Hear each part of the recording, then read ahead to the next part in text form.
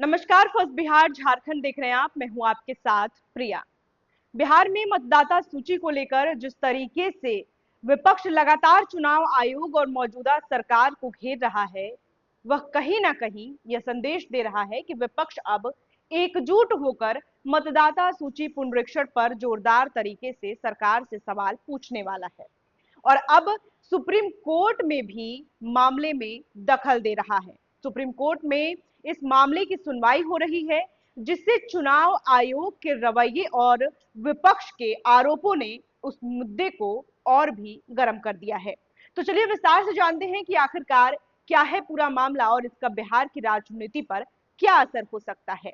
देखिए, बिहार में विधानसभा चुनाव अब से कुछ ही महीनों बाद होने वाले हैं। ऐसे में चुनाव आयोग ने ड्राफ्ट मतदाता सूची जारी कर दी है, जिसमें करीब 65 लाख लोगों के नाम हटाए गए हैं।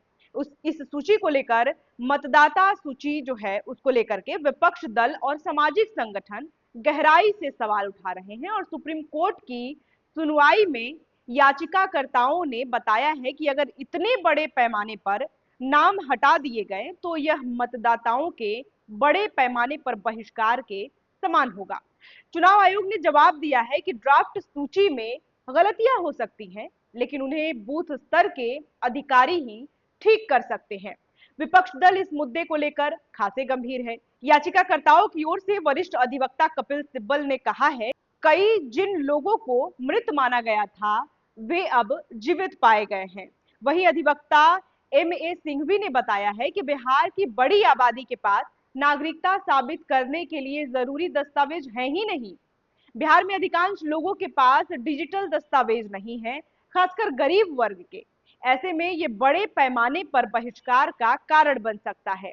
विपक्षी दलों का आरोप है कि यह ड्राफ्ट रोल पूरे बिहार में चुनाव को प्रभावित कर सकता है। यहां तक कि योगेंद्र यादव जैसे सामाजिक कार्यकर्ता भी इसे लोकतंत्र के लिए खतरा मान रहे हैं। चुनाव आयोग ने कहा है कि यह केवल एक ड्राफ्ट सूची है और इसमें त्रुटियां होना स्वाभाविक है। सुप्रीम कोर्ट ने याचिकाकर्ताओं से कहा है कि यदि सच में कोई व्यक्ति पीड़ित है तो उसकी सूची दे, हम कार्रवाई अवश्य करेंगे। न्यायमूर्ति सूर्यकांत ने यह भी कहा है कि बिहार में करीब 87% लोगों के पास आधार कार्ड और मतदाता पहचान पत्र मौजूद है, जो नागरिकता के लिए आधार बन सकते हैं। लेकिन याचिकाकर्ता कहते हैं कि बिहार की परिस्थिति अलग है और दस्तावेजों की कमी से कई लोग वोटिंग से वंचित रह जाएंगे। मतदाता सूची के इस विवाद ने बिहार की राजनीति को और भी गर्म कर दिया है।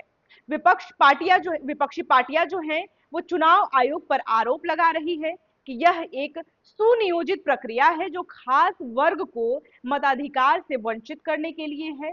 और वहीं इस बीच सरकार और चुनाव आयोग ने कहा है कि वे नियमों और प्रक्रियाओं का पालन कर रहे हैं। इस मुद्दे पर आगे क्या होगा यह आने वाले दिनों में स्पष्ट होगा, लेकिन अभी से ही राजनीति हलचल तेज हो चुकी है। मतदाता सूची का विवाद बिहार चुनाव की गर्माहट को और भी बढ़ा रहा है। इसमें हर पक्ष के दावे और तर्क हैं, लेकिन सबसे महत्वपूर्ण है कि लोकतंत्र इस प्रक्रिया में हर नागरिक का अधिकार सुरक्षित रहे। हम आपको इस मुद्दे पर ताजा जानकारी देते रहेंगे। आप बने रहे फर्स्ट बिहार झारखंड के साथ। पनोरमा ग्रुप, जो सोचता है वो करता है। ये लो, मुंह मीठा करो। आज मैंने अपना जॉब छोड़ दिया, अब हम पूर्णिया वापस जाएंगे। जॉब छोड़ दिया है? मतलब ये घर कैसे चलेगा? हम करेंगे क्या? और माँ बाबूजी क्या बोलेंगे? इसलिए मैं एक और मिठाई का डब्बा लाया। अपने बिजनेस के लिए लोन अप्रूव हो गया। अरे लोन अप्रूव हो गया वो तो ठीक है, लेकिन पूर्णिया में हम रहेंगे कहाँ? अपना घर भी तो नहीं है वहां। इसलिए तो एक और मिठाई का डब्बा अलग से लाया हूं। हमने पूर्णिया में घर ले लिया है, पूर्णिया के ई होम्स पैनोरमा में। पूर्णिया में पैनोरमा ग्रुप लेकर आए हैं ई होम्स पैनोरमा। बड़ा घर, आलीशान जिंदगी और अत्याधुनिक सुविधाओं के संग। अरे अरे, अब क्यों मुंह मीठा करवा रही हो? क्योंकि हम घर वापसी जो कर रहे हैं। घर वापसी की खुशी पूर्णिया में ई होम्स पैनोरमा के संग। ई homes panorama, luxurious lifestyle redefined.